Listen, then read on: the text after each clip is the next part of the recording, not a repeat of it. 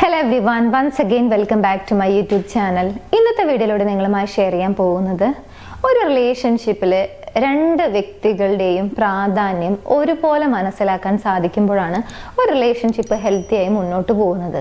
എന്നാൽ അതിലേതെങ്കിലും ഒരു വ്യക്തിക്ക് അവരുടെ എഫേർട്ട് അല്ലെങ്കിൽ ആ റിലേഷൻഷിപ്പിൽ അവരുടെ വാല്യൂ ഇതൊന്നും ഓപ്പോസിറ്റ് നിൽക്കുന്ന വ്യക്തി തിരിച്ചറിയുന്നില്ല എന്നൊരു തോന്നൽ വന്നു കഴിഞ്ഞാൽ, അല്ലെങ്കിൽ അവർക്ക് ആ ഒരു മിസ്സിംഗ് ഫീൽ ഉണ്ടാകണം, അല്ലെങ്കിൽ അവർക്ക് ആ ഒരു വാല്യൂ മനസ്സിലാകണം എന്നാഗ്രഹിക്കുന്ന ആളുകൾ ഉണ്ടായിരിക്കും.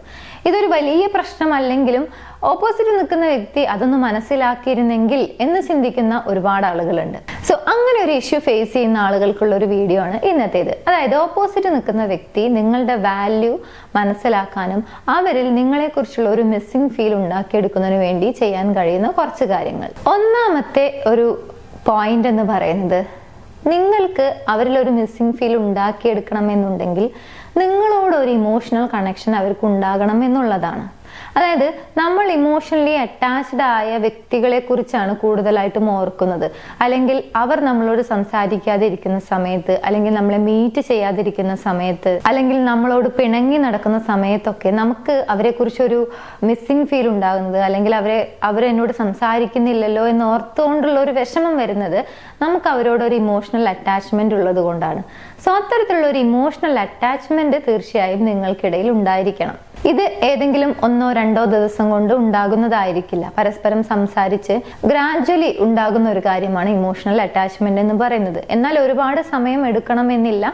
കുറച്ച് സമയം കൊണ്ട് തന്നെ അത് നേടിയെടുക്കാൻ കഴിയും. അതായത് അവരുമായിട്ട് കണ്ടിന്യൂസ് ആയിട്ട് സംസാരിക്കുന്നു, അല്ലെങ്കിൽ പരസ്പരം ക്വാളിറ്റി ടൈം സ്പെൻഡ് ചെയ്തിട്ടുണ്ടെങ്കിൽ ആ ഒരു ഇമോഷണൽ അറ്റാച്ച്മെന്റ് ഉണ്ടാകാൻ സാധ്യതയുണ്ട്. ഇനി രണ്ടാമതായി, നിങ്ങളെ മിസ് ചെയ്യണമെന്നുണ്ടെങ്കിൽ നിങ്ങൾക്കിടയിൽ ഒരു ഫിസിക്കൽ ആബ്സെൻസ് അല്ലെങ്കിൽ നിങ്ങളുടെ പ്രസൻസ് അവർക്ക് കിട്ടാതെയാകണം. അതില്ലെങ്കിൽ അതിനൊരു ലിമിറ്റ്, ഒരു ചെറിയ, അതുവരെ വളരെ ഫ്രീ ആയിട്ട് അല്ലെങ്കിൽ എപ്പോഴും അവൈലബിൾ ആയിക്കൊണ്ടിരിക്കുന്ന ഒരു വ്യക്തിയാണ് നിങ്ങളെങ്കിൽ അതിന് ചെറിയൊരു ലിമിറ്റേഷൻ ഉണ്ടായിരിക്കണം.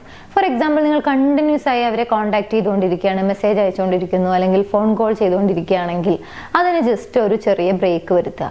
സ്വാഭാവികമായിട്ടും നിങ്ങളുടെ ആ ഒരു പ്രസൻസ് അവർക്ക് എത്രത്തോളം ഇമ്പോർട്ടൻ്റ് ആയിരുന്നു, അല്ലെങ്കിൽ നിങ്ങളെക്കുറിച്ച് ആലോചിക്കാനും നിങ്ങളെ മിസ് ചെയ്യാനുമുള്ള ഒരു സാധ്യത, ഒരു ഓപ്പർച്യൂണിറ്റി അവർക്ക് അവിടെ ലഭിക്കുകയാണ്. സോ രണ്ടാമതായിട്ട് അങ്ങനെയുള്ള ഒരു പോസിറ്റീവായ രീതിയിൽ അവരിൽ മിസ്സിംഗ് ഫീൽ ഉണ്ടാക്കിയെടുക്കണം. നിങ്ങളുടെ വാല്യൂ, നിങ്ങളുടെ പ്രസൻസ് എത്രത്തോളം ഇമ്പോർട്ടൻ്റ് ആണ് എന്നുള്ളത് മനസ്സിലാക്കി കൊടുക്കുന്നതിന് വേണ്ടിയിട്ട് കോണ്ടാക്ട് ലിമിറ്റ് ചെയ്യുക എന്നുള്ളതാണ്. അത് നിങ്ങൾ എങ്ങനെയാണോ അവരുമായിട്ട് കൂടുതലായിട്ട് ഇടപഴകുന്നത് ആ ഒരു കോണ്ടാക്ട് ലിമിറ്റ് ചെയ്യുക.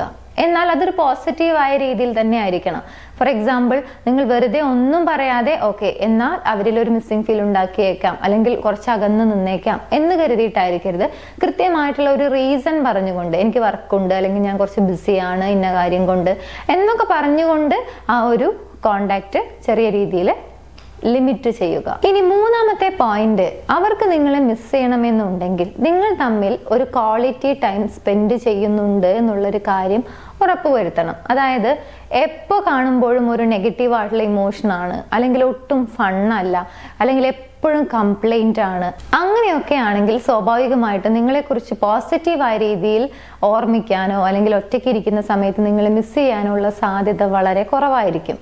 എന്നാൽ നിങ്ങൾ കാണുന്നത് ചില സമയങ്ങളിൽ അല്ലെങ്കിൽ വളരെ കുറച്ചാണെങ്കിലും അത് വളരെയധികം ഒരു ഫണ്ണായിട്ടുള്ള, അല്ലെങ്കിൽ ഒരുമിച്ച് ഇഷ്ടപ്പെടുന്ന കാര്യങ്ങളൊക്കെ ചെയ്ത് പരസ്പരം സപ്പോർട്ട് ചെയ്ത് ഒരുപാട് നല്ല മെമ്മറീസ് ഉള്ള കുറച്ച് സമയമാണെങ്കിൽ തീർച്ചയായും നിങ്ങളെ മിസ് ചെയ്യാനുള്ള സാധ്യത വളരെയധികം കൂടുതലായിരിക്കും. സോ ഒരുപാട് നേരം സംസാരിക്കുന്നു എന്നതിനേക്കാൾ ഉപരി കുറച്ച് നേരമാണെങ്കിലും അത് വളരെ രസകരമായി, ഫണ്ണായി, അല്ലെങ്കിൽ ഒരുമിച്ച് മനസ്സിലാക്കി അങ്ങനെയൊക്കെയുള്ള ഒരു ടൈമാണ് എന്നുണ്ടെങ്കിൽ സ്വാഭാവികമായിട്ടും അവിടെ അതിനായിരിക്കും കൂടുതലായിട്ടുള്ള ഒരു ഇമ്പോർട്ടൻസ് വരുന്നത്. മാത്രമല്ല നിങ്ങളെക്കുറിച്ച് മിസ് ചെയ്യാനുള്ള ഒരു സാധ്യതയും അവിടെയാണ് കൂടുതൽ. സോ നിങ്ങൾ ഒരുമിച്ച് കാണുന്ന സമയത്ത് അല്ലെങ്കിൽ സംസാരിക്കുന്ന സമയത്ത് അതൊരു ക്വാളിറ്റി ടൈം ആണ് എന്നുള്ളത് ഉറപ്പുവരുത്തുക. നെക്സ്റ്റ്, ഓരോ വ്യക്തിക്കും അവർ എക്സ്പ്രസ് ചെയ്യുന്ന, അവരുടെ സ്നേഹം എക്സ്പ്രസ് ചെയ്യുന്ന ഒരു രീതി ഉണ്ടായിരിക്കും. ലവ് ലാംഗ്വേജ് എന്നാണ് ഇതിനെ പറയുന്നത്. സോ ഓപ്പോസിറ്റ് നിൽക്കുന്ന വ്യക്തിയുടെ ലവ് ലാംഗ്വേജ് ഏതാണെന്ന് മനസ്സിലാക്കാൻ സാധിച്ചിട്ടുണ്ടെങ്കിൽ ആ രീതിയിൽ അവരോട് ലവ് എക്സ്പ്രസ് ചെയ്യുക എന്നുള്ളതാണ്. ചെറിയൊരു ഉദാഹരണം പറയാം. ഒരു റിലേഷൻഷിപ്പിലുള്ള 2 വ്യക്തികൾ, അതിലൊരു വ്യക്തിയുടെ ലവ് ലാംഗ്വേജ് എന്ന് പറയുന്നത് ഗിഫ്റ്റ് ആണെങ്കിൽ ഓപ്പോസിറ്റ് നിൽക്കുന്ന വ്യക്തിയുടെ love language words of affirmation ആണ്.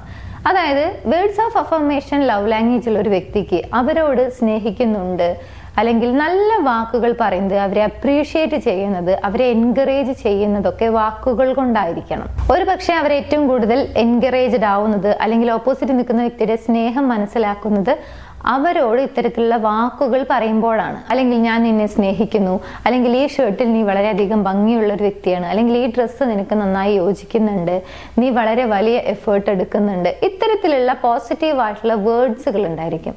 സോ അത്തരത്തിലുള്ള വേർഡ്സുകൾ കേൾക്കുന്ന സമയത്ത് ഓപ്പോസിറ്റ് നിൽക്കുന്ന വ്യക്തിയുടെ സ്നേഹം മനസ്സിലാക്കാൻ സാധിക്കുന്ന ആളുകളുണ്ട്.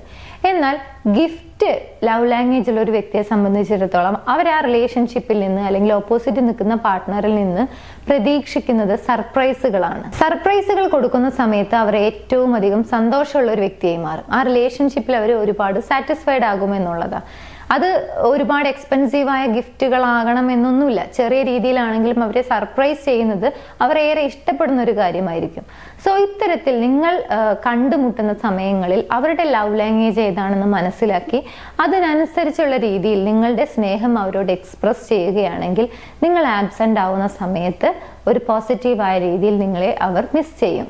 ഫൈനലി കൃത്യമായി അവരോട് കമ്മ്യൂണിക്കേറ്റ് ചെയ്യുക എന്നുള്ളതാണ്. അതായത് നിങ്ങൾ അവരുടെ ലൈഫിൽ ഒരു ചെറിയ ബ്രേക്ക് എടുക്കാൻ തീരുമാനിച്ചിട്ടുണ്ട് അവരുടെ ലൈഫിൽ നിന്നും, അതായത് അല്ലെങ്കിൽ കോണ്ടാക്ട് ലിമിറ്റ് ചെയ്യാൻ ശ്രമിച്ചിട്ടുണ്ട്, അതിന് തീരുമാനം എടുത്തിട്ടുണ്ട്. അപ്പൊ ആ സമയത്ത് കൃത്യമായി കമ്മ്യൂണിക്കേറ്റ് ചെയ്യണം. ഞാൻ എന്ത് കാരണം കൊണ്ടാണ് ആക്ച്വലി അങ്ങനെ ഒരു ബ്രേക്ക് എടുക്കുന്നത്, അല്ലെങ്കിൽ എന്തുകൊണ്ടാണ് ഒരു ചെറിയ രീതിയിലെങ്കിലും എൻഗേജ്ഡ് ആവുന്നത്, ബിസി ആവുന്നത്, ഇങ്ങനെ ഒരു കാരണം കൃത്യമായി പറഞ്ഞുകൊണ്ട് ജെന്യൂൻ ആയിട്ടുള്ള ഒരു കമ്മ്യൂണിക്കേഷൻ അവിടെ നടത്തിക്കൊണ്ടായിരിക്കണം നിങ്ങൾ അവരുടെ ലൈഫിൽ നിന്നും ചെറിയ രീതിയിലാണെങ്കിലും ആബ്സെന്റ് ആവുന്നത്. അങ്ങനെ ആവുന്ന സമയത്ത് എപ്പോൾ റീകണക്ട് ആവും എന്നതിനെ കുറിച്ച് അവർക്ക് ഒരു എക്സൈറ്റ്മെന്റ് ഉണ്ടായിരിക്കും. അതായത് ഞാൻ ബിസി ആയിരിക്കും, അല്ലെങ്കിൽ ഈ വർക്കിലാണ്, അതുകൊണ്ട് എനിക്ക് കോണ്ടാക്ട് ചെയ്യാൻ സാധിക്കില്ല, അല്ലെങ്കിൽ ഞാൻ 2 ദിവസം കഴിഞ്ഞിട്ട് തിരിച്ചു വിളിക്കാം, അല്ലെങ്കിൽ മെസ്സേജ് അയക്കാം, അങ്ങനെയൊക്കെ പറയുന്ന സമയത്ത് കൃത്യമായി അവർക്കൊരു ഐഡിയ കിട്ടുന്നുണ്ട് നിങ്ങൾ എന്ത് ചെയ്യുന്നു, എവിടെയാണ്, 2 ദിവസം കഴിഞ്ഞ് വിളിക്കും. ഇങ്ങനെ അവർക്കൊരു മിസ്അണ്ടർസ്റ്റാൻഡിങ്ങിനുള്ള ഒരു സാധ്യത അവിടെ ഒട്ടുമില്ല. അതുകൊണ്ട് തന്നെ എപ്പോൾ റീകണക്ട് ആകും, അല്ലെങ്കിൽ ഇന്ന ദിവസം റീകണക്ട് ആകാം, അവരോട് സംസാരിക്കാം, അവരെ മീറ്റ് ചെയ്യാം എന്ന രീതിയിലുള്ള ഒരു എക്സൈറ്റ്മെന്റ് അവരിൽ ഉണ്ടായിരിക്കും എന്നുള്ളതാണ്.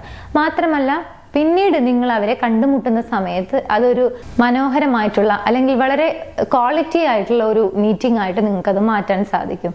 സോ തീർച്ചയായിട്ടും ആ ഒരു ദിവസങ്ങളിൽ നിങ്ങളെ മിസ് ചെയ്യാനുള്ള ഒരു സാധ്യതയും നിങ്ങളുടെ ആ ഒരു പ്രസൻസ് എത്രത്തോളം ഇമ്പോർട്ടൻ്റ് ആണ് എന്നുള്ളത് മനസ്സിലാക്കാനുള്ള ഒരു ഓപ്പർച്യൂണിറ്റിയും അവിടെ ലഭിക്കുകയാണ്. സോ നിങ്ങളുടെ ലൈഫിൽ നിങ്ങൾ ഏറെ ഇഷ്ടപ്പെടുന്ന ഒരു വ്യക്തി നിങ്ങളുടെ വാല്യൂ മനസ്സിലാക്കണം, ആ റിലേഷൻഷിപ്പിൽ നിങ്ങളുടെ കോൺട്രിബ്യൂഷൻ എത്രത്തോളമാണ് എന്നുള്ളത് മനസ്സിലാക്കണം.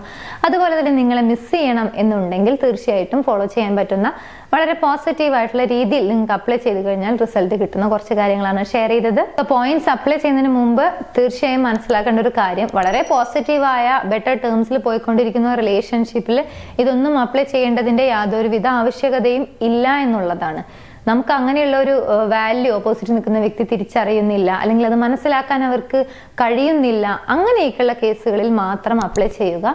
ബിക്കോസ് ഒരു പോസിറ്റീവായ രീതിയിൽ മുന്നോട്ട് പോയിക്കൊണ്ടിരിക്കുന്ന റിലേഷൻഷിപ്പിൽ നമ്മൾ യാതൊരുവിധ സ്ട്രാറ്റജീസോ അല്ലെങ്കിൽ ഇങ്ങനെയുള്ള കാര്യങ്ങളോ ഒന്നും തന്നെ അപ്ലൈ ചെയ്യേണ്ടതിന്റെ യാതൊരുവിധ ആവശ്യകതയും ഇല്ല. എനിവേസ് ഈ വീഡിയോ നിങ്ങൾക്ക് യൂസ്ഫുൾ ആണെന്ന് വിചാരിക്കുന്നു. യൂസ്ഫുൾ ആണെങ്കിൽ മറ്റുള്ള ആളുകളിലേക്ക് ഷെയർ ചെയ്യാൻ മറക്കരുത്.